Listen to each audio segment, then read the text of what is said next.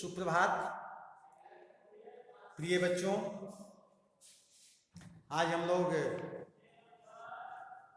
शीर्षक दो कलाकार के अंतर्गत पाठगत बातों से अवगत कराएंगे। सबसे पहले लेखक का जीवन से संबंधित बातों से अवगत होना है। इसके पश्चात उनका साहित्य में क्या योगदान है उसके संदर्भ की चर्चा हम करेंगे। इसके पश्चात शीर्षक की सार्थकता और कहानी का उद्देश्य। तो सबसे पहले लेखक का जो जीवनी है, जो परिचय है, उसकी संदर्भ की हम चर्चा करेंगे। लेखिका दो कलाकार के श्रीमती मनु भंडारी जी हैं। इनका जन्म 3 अप्रैल 1931 ईस्वी को मध्य प्रदेश के मंदसौर जिले के भानपुरा नामक गांव में हुआ था। बचपन में एक इनका अलग नाम था, महेंद्र कुमारी। ये इसी नाम से जानी जाती थी, लेकिन जब बड़ी हुई तो इनका नाम परिवर्तित किया गया और मनु भंडारी रखा गया।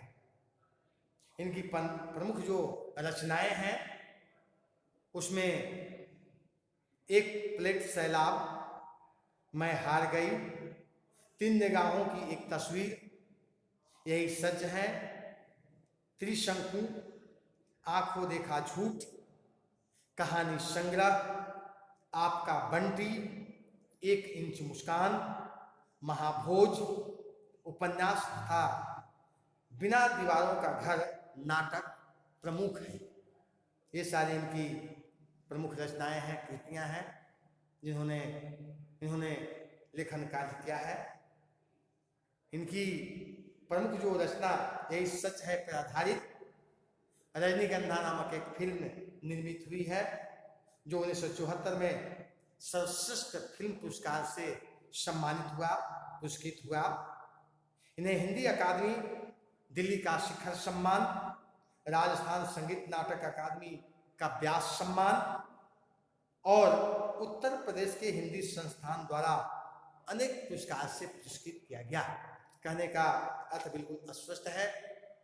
हिंदी में इन्होंने जितना योगदान दिया, स्वाभाविक रूप से उस योगदान के बदले में इन्हें अनेक पुरस्कारों से पुरस्कृत करके सम्मान भी प्रदान किया गया। इसके पश्चात इनकी जो साहित्यिक जो रचना है, उनकी जो भाषा शैली है, उसके संदर्भ की भी हम चर्चा करेंगे। इन्होंने जो भी रचना को लोगों के सामने, समाज के सामने, राष्ट्र के सामने अर्पित किया है, उनमें अधिकांशतः संस्कृत निष्ठ शब्द हैं। तत्सम शब्दों का प्रयोग अधिक हुआ है, मुहावरों का प्रयोग हुआ है और कुछ फारसी के शब्द भी संलग्न हैं। इस प्रकार के शब्दों का चयन करके कहानी लिखने का जो कार्य उन्होंने किया, उसमें पाठकों के लिए भार नहीं है। भार नहीं है, सभी प्राय है। इनकी भाषा शैली जो है, गद्य, पद्य, काव्य, उपन्यास लिखने की जो शैली है, विधा जो है, वह वास्तव में बिल्कुल स्पष्ट है, सरल है, सहज है और पढ़ने के पश्चात किसी भी बात को समझने में किसी भी प्रकार की कोई असुविधा नहीं होती। सरसता, तारतम्यता, स्पष्ट रूप से बातों को रखने की जो विधा है, वह इतनी उत्कृष्ट है कि हम बड़ी सरलता से इनकी बातों को आत्मसात कर लेते हैं। पाठक, जो भी पाठक हैं, वे इनके लिखित रचनाओं को बड़े सम्मान के साथ, गर्व के साथ स्वीकार करते हैं और सबसे बड़ी बात जो है वह यह है कि उन्होंने अपनी बहुमुखी प्रतिभा का जो परिचय समाज के सामने प्रस्तुत किया है, उसमें हमारी जो रूढ़ी जो विचार हैं उनका इन्होंने खुल करके विद्रोह किया है। कुछ ऐसी समाज में जीर्ण शीर्ण परंपरा है, रीति रिवाज है, सभ्यता है, संस्कार है, जो बड़ी सहजता से हर समय स्वीकार नहीं किया जाता, लेकिन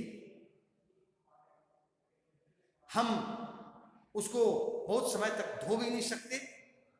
उससे नहीं चलने वाली, आगे बढ़ने वाली जो परंपरा है उसके प्रति इनका एक स्वस्थ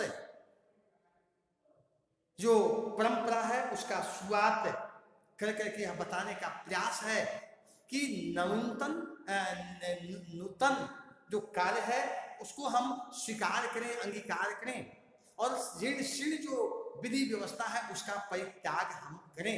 ऐसा करने से ऐसा होता है कि हमारी जो वर्तमान समय का जो मूल्य विचार बिंदु होता है, जो कार्य होते हैं, सहजता से अंगीकार स्वीकार करके आगे जब हम बढ़ते हैं तो विकास के पथ पर बड़ी तीव्रता के साथ हम चलने में समर्थ हो पाते हैं।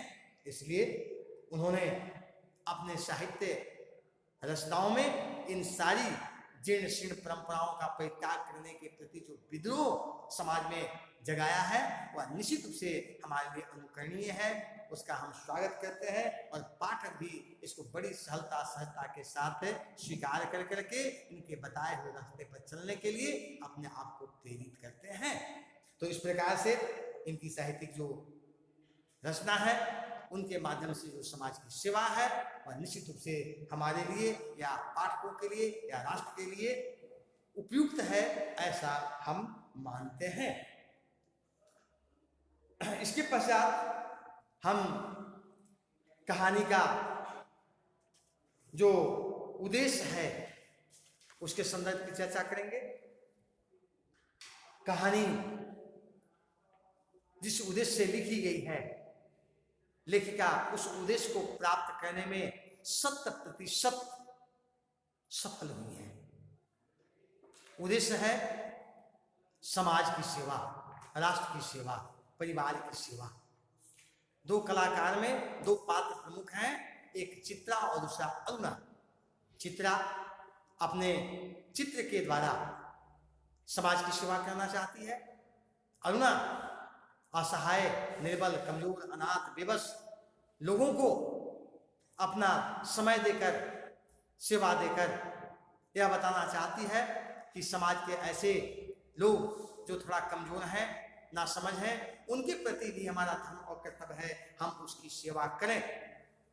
ऐसा सेवा कर करके हम लोगों तक पहुंचने का प्रयास करते हैं और लेखिका इन दोनों पात्रों के द्वारा जहां पहुंचना चाहिए पहुंच करके यह बात प्रमाणित करने का प्रयास किया है कि हमारा जो कहानी लेखन का उद्देश्य है पूर्ण रूप से सार्थक है, उपयुक्त है और हम इसे सहजता के साथ स्वीकार करते हैं। इसके बाद शीर्षक की सार्थकता, दोनों कलाकार के बीच यह पूरी की पूरी कहानी भ्रमण करती है, घूमती है। एक कलाकार अपने चित्र में तुलिका के द्वारा, कुची के द्वारा रंग भर कर करके उसे सजीव बनाने का निरंतर प्रयास करती है। लोग देख करके उस चित्र को आकर्षित होते हैं। चित्रों के द्वारा मुख भाषा में जिन बातों को समझाने का प्रयास चित्रा के द्वारा किया गया है पूर्ण रूप से वह सफल हुई है।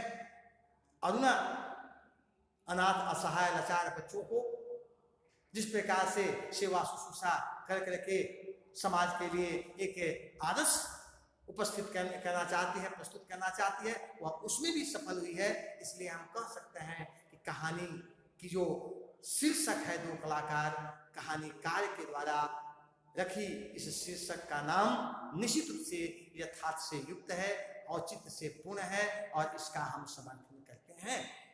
तो ये आज के क्लास में इतना ही हम करेंगे, अगले क्लास में पुनः हम इसको नियमित करेंगे। आपको बहुत बहुत धन्यवाद।